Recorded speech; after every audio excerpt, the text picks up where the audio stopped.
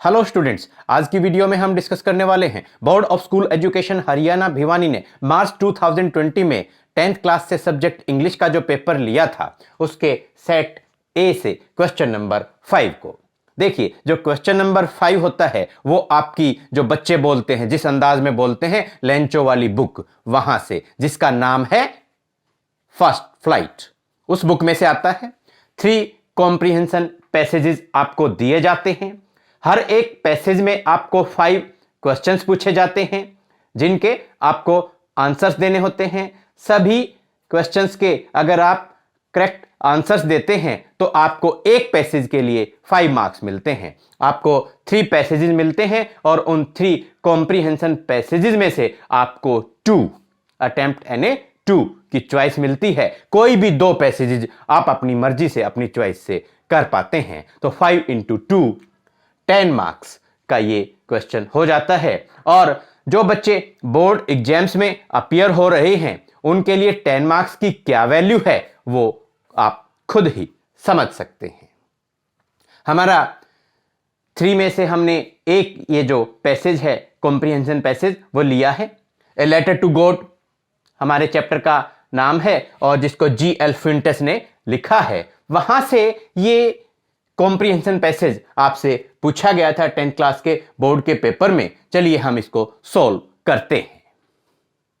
One of the employee who was a postman and also helped at the post office went to his boss laughing heartily and showed him the letter to God.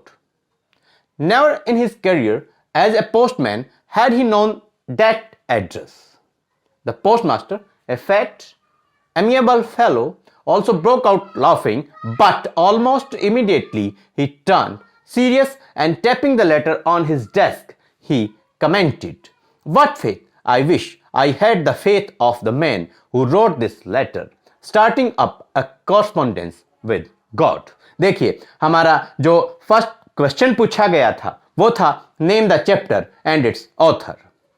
What is the name of the lesson, what is the name of the writer, इस तरीके से भी पूछा जा सकता है। From which chapter these lines have been taken, ऐसे भी पूछा जा सकता है। तो name the chapter and its author आप लिख सकते हैं। The name of the chapter is a letter to God. The name of the writer is G.L. फिंटस।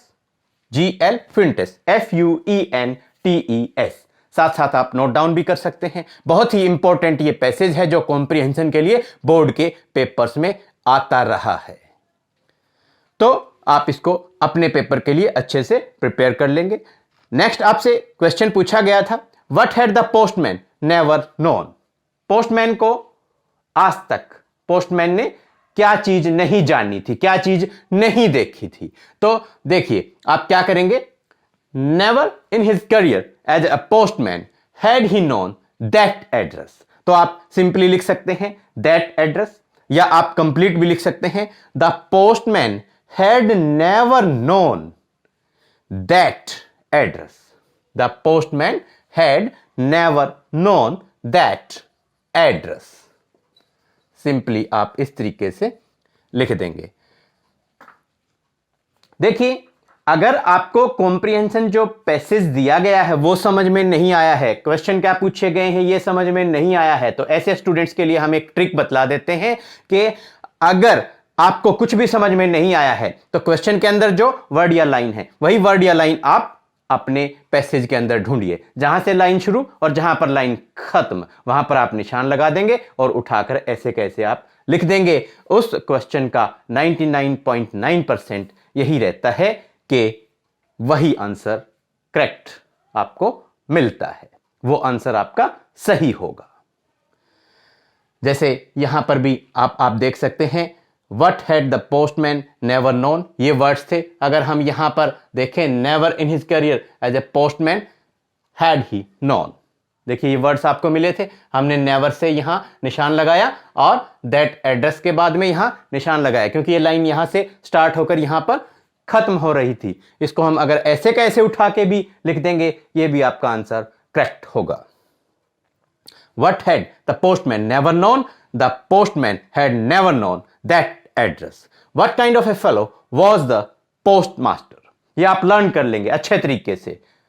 The postmaster was a fat and amiable fellow. आप लिख देंगे a fat and amiable fellow. A fat and amiable fellow. Fellow means person, व्यक्ति। एक मोटा और kind और good nature वाला, दयालु और अच्छे स्वभाव वाला, अच्छी प्रकृति वाला इंसान था पोस्टमास्टर, डाकपाल। नेक्स्ट आपसे क्वेश्चन पूछा गया था, what made the postmaster serious?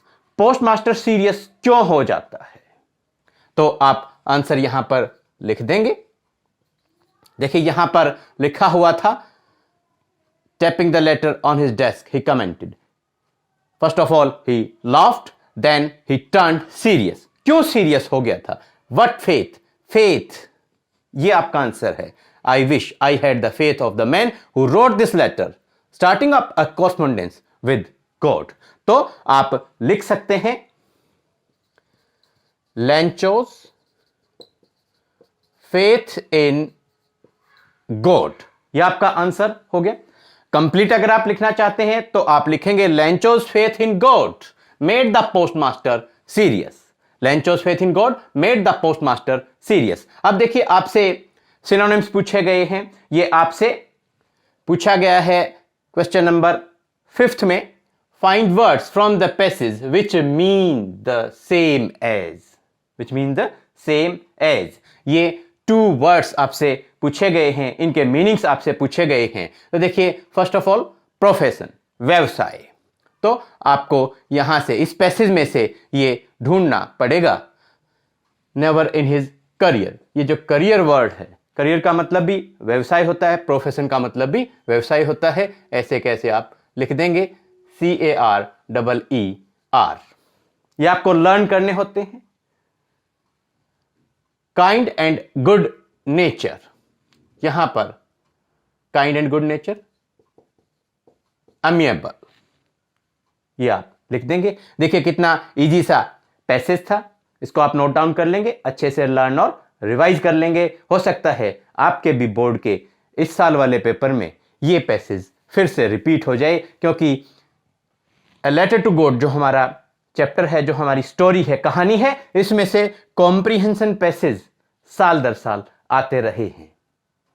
Students, उम्मीद करते हैं कि आपको ये कॉम्प्रीहेंशन पैसेज समझ में आया होगा, और दूसरे चैप्टर से कॉम्प्रीहेंशन पैसेजेस लेकर आपसे फिर करेंगे मुलाकात। Thank you, have a nice day.